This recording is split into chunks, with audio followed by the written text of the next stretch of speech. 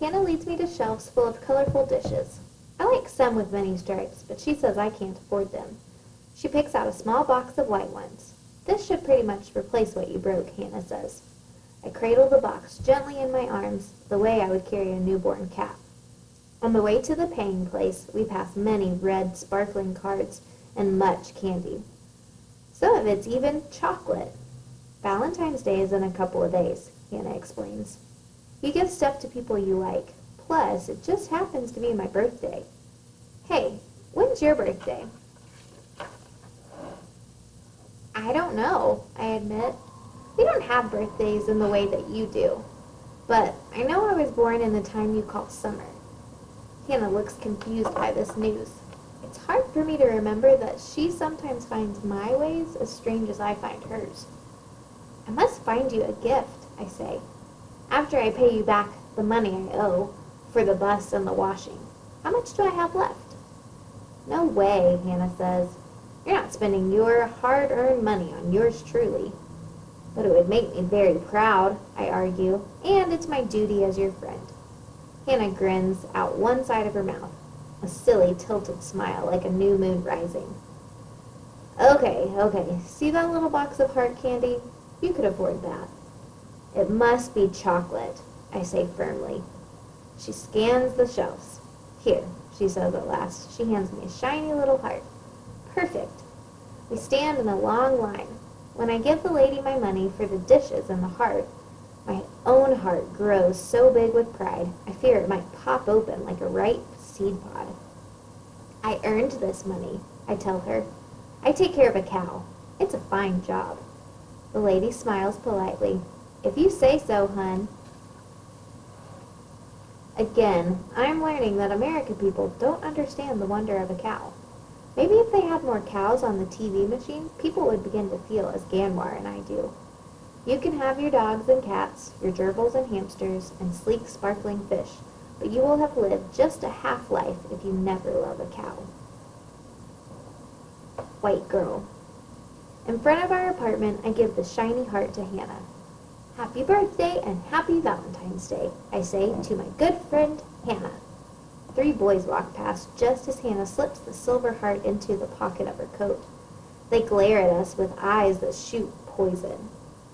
Leave the white girl alone, one yells. Hands off, boy. Just ignore them, Hannah whispers. She pulls me inside and slams the door shut.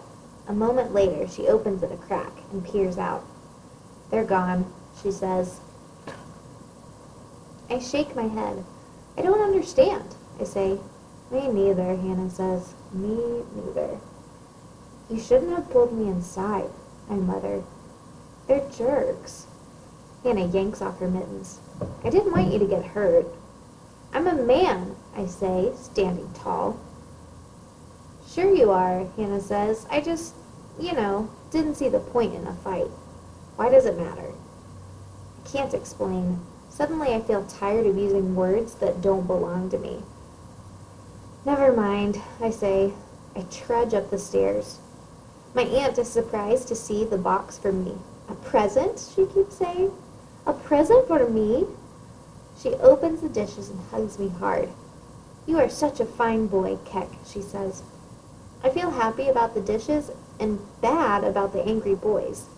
It's hard to feel 2 things at once, so I try not to feel anything. I sit next to Ganwar on the sofa. Together, we watch the TV machine tell its happy, easy stories.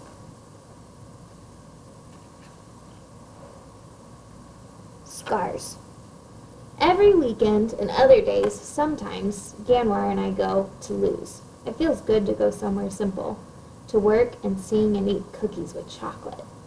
Ganwar doesn't say so, but I think he's calmer on these days. Sometimes he even whistles a radio song or tells me jokes in English that I don't understand. Always, though, I laugh to make him happy. One afternoon, Ganwar and I rebuild a gate that's rotted away at the edge of the field. It's long, and we sweat under our thick coats. The sun is still weary and weak, like a traveler too long on the road. But each day, it's trying harder to warm the world. Ganwar wipes away sweat with his arm. 6 lines etched in his forehead glisten. I will never have the gar, I say suddenly. My words surprise me. It's an idea I've never let myself think about until now. The initiation ceremony is part of another place, a place I may never return to. You're lucky, Ganwar says. Why would you want such scars? Here they mean nothing. They meant everything, or there they meant everything, I say. I lean on the fence. How will I know when I'm a man? Ganwar keeps hammering.